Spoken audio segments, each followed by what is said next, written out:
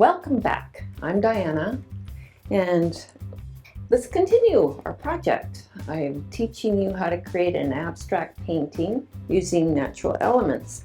And so far, where we have gotten is we've gotten our canvas, we've gessoed, we've placed and glued down, not glued, but glued, I'll say glued, down our little treasures. We've put crackle on, and then you can see now the crackle is all dry and cracked beautifully. I'm really enjoying this. I might even put a little more on. But today what we're going to do is the alcohol drops. So remember, we've mapped out an area that we're going to do that in. Now to go through, before we do that, I want to go through a few things about the alcohol. First off, you need alcohol, and you can get that in drugstores. The higher alcohol is the better. So I have put alcohol in a spray bottle, and don't forget to put a label on it, because as much as you think you're going to remember, you don't always. So I put it in a spray bottle because on some big paintings I like to actually spray the alcohol right on a nice big area, because then it gives a really neat texture. But today we won't do that. We'll use it as drops. So that's the alcohol.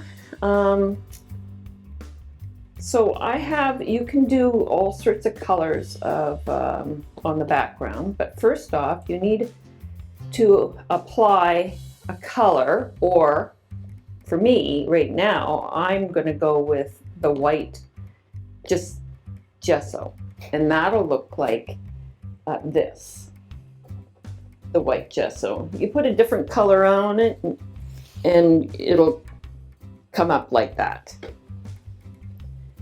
So let's get started. So I think we had too many so's in there. So you need alcohol, and you need the acrylic flow release. You add this to some paint. So it's 1 part flow release to 10 parts of water. So I've pre-mixed. You can get these at Opus, or your dollar store has a good variety of these, and pre-mixed it so I don't have to think about it all the time. So this is our flow release and water.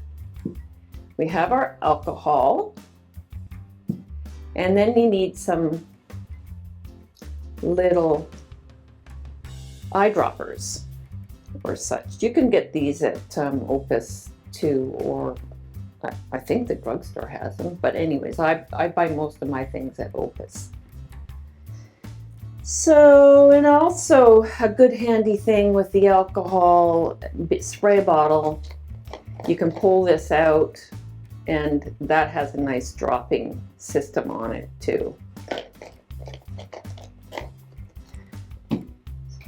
Okay, I'm looking at this, and I definitely want to add, that's the fun part about abstracts. Every day you come back and you see, I think I'm going to add this to it.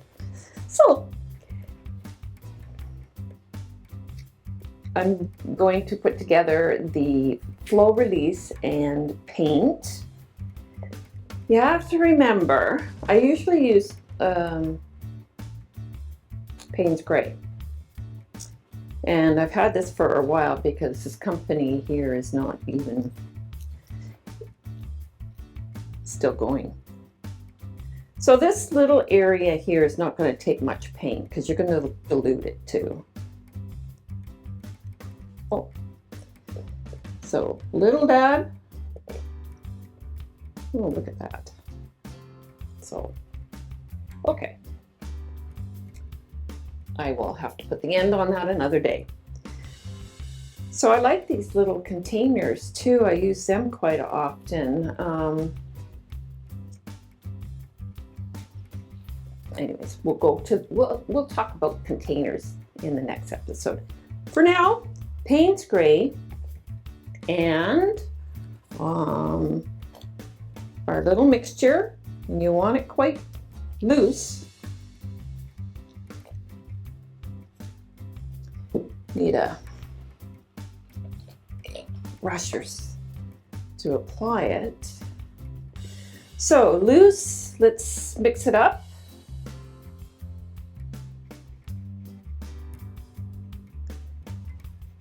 Mix, mix, mix. So that you don't really want any chunks. Okay, so thing to know before you start doing it, when you're putting this down, you want your alcohol and you drop things pretty close because you need to have this wet for the alcohol to work. So a lot of times I will do section them off. Okay, let's go for it. Let's do it from here to here. Yep. I think that should be good. Let's put that down and hurry, hurry, hurry. Take the lid off. Use this end. Woo! Now, isn't that fun? I love this stuff. I'm just using the end. So put that back down because you don't want to evaporate. Right now in these COVID days, a lot of people are using the alcohol, so it might be a little hard to find. So it's treasured. You want to make sure it doesn't evaporate. Let's do another section.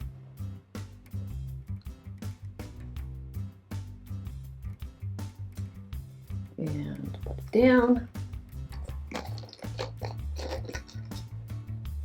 Choose a dropper. This is a fine little dropper. A pretty fine little dropper.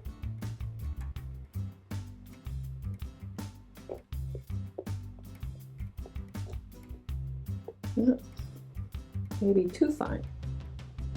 Oh no, look at that. Isn't that fun? And then you can even go over here, it's still wet a bit. Put that back. Like I said, you can put other color underneath, but with this, I've got nice blues and whites and natural wood colors. I just sort of wanted to go with white underneath.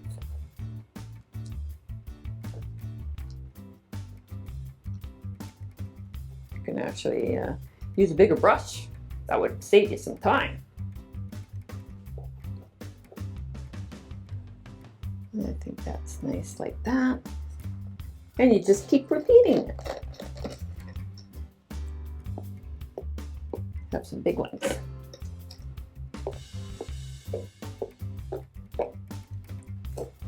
Use this one. It's a big eyedropper. It's hard to get in here though. Gotta be careful. There we go. Ooh. Yeah, that's pretty. See if it still works there. Yeah.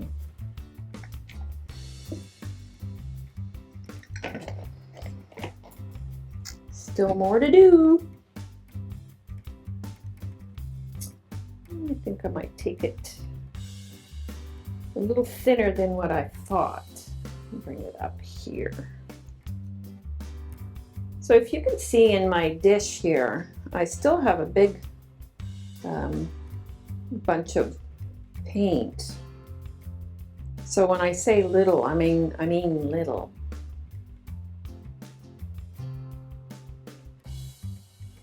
Waste not, want not.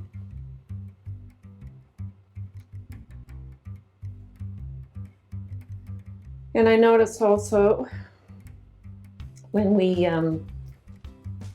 put the gesso down and then we did the rule of thirds, I pressed quite hard on the wet gesso. And you can see the line across. But I'm hoping in these other parts it'll be covered with different mediums. Otherwise we'll have like square tiles. We could say it was purpose. We did it on purpose. So that is as simple as this gets. Bring them off right off the page, right off the canvas.